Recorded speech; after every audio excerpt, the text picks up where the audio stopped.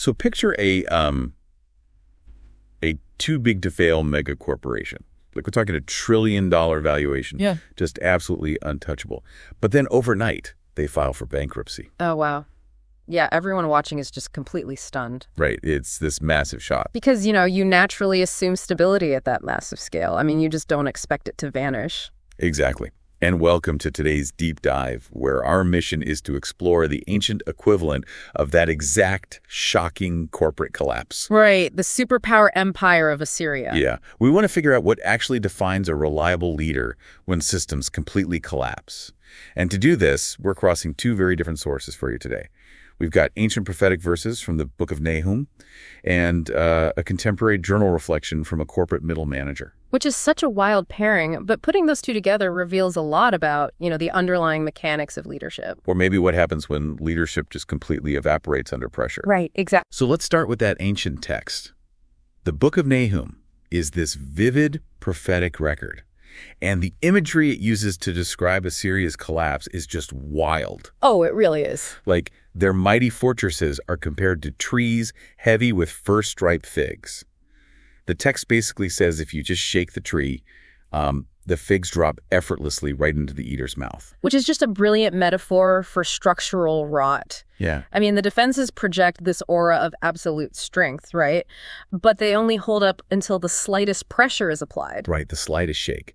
And the workforce descriptions are just as visceral. They're endless ranks of merchants and scribes. They're compared to swarms of locusts. Oh, right, the locusts. Yeah, so on a cold day, they freeze and huddle on a fence, and they look like this massive, imposing cloud.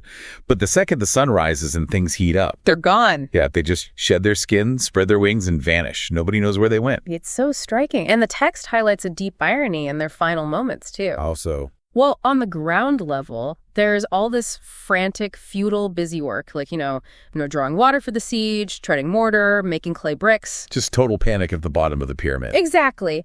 But while the bottom is panicking, the text notes that the shepherds, like the nobles and kings at the very top, they are literally asleep.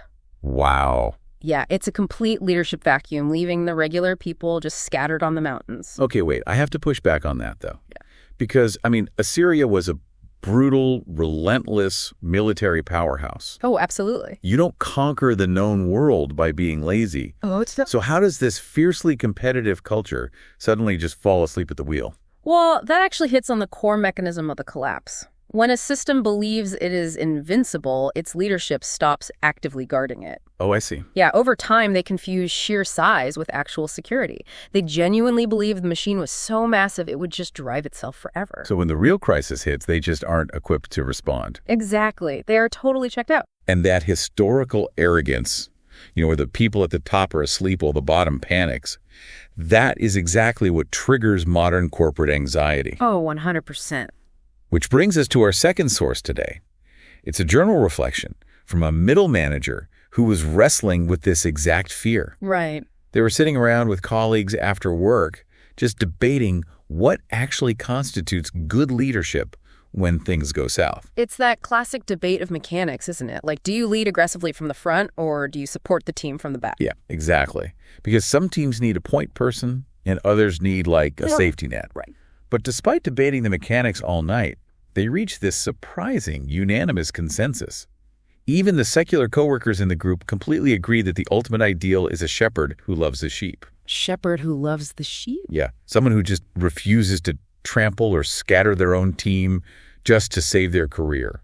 And connecting this to the bigger picture, it highlights a universal human craving. We desperately want leaders who won't sacrifice us for their own survival. But they usually do. Well, yeah, that's the tragic reality of human nature. From the ancient Assyrian Empire to modern corporate hierarchies, human leaders, systems, and career plans will inevitably fail. They just do. Those modern managers will eventually fall asleep or, vanish like locusts when their own necks are on the line. Right.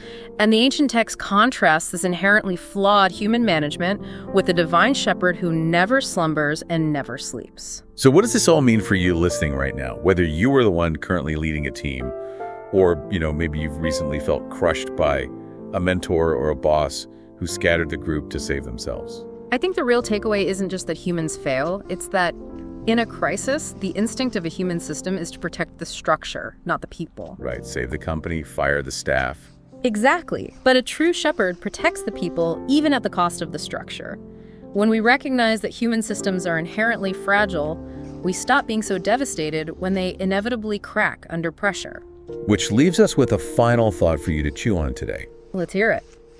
If history proves that human leaders are incredibly prone to falling asleep at the wheel the second the heat is turned up, what does it look like for you to build a personal safety net in your own life? One that doesn't rely entirely on the people at the top of the mega corporation staying awake.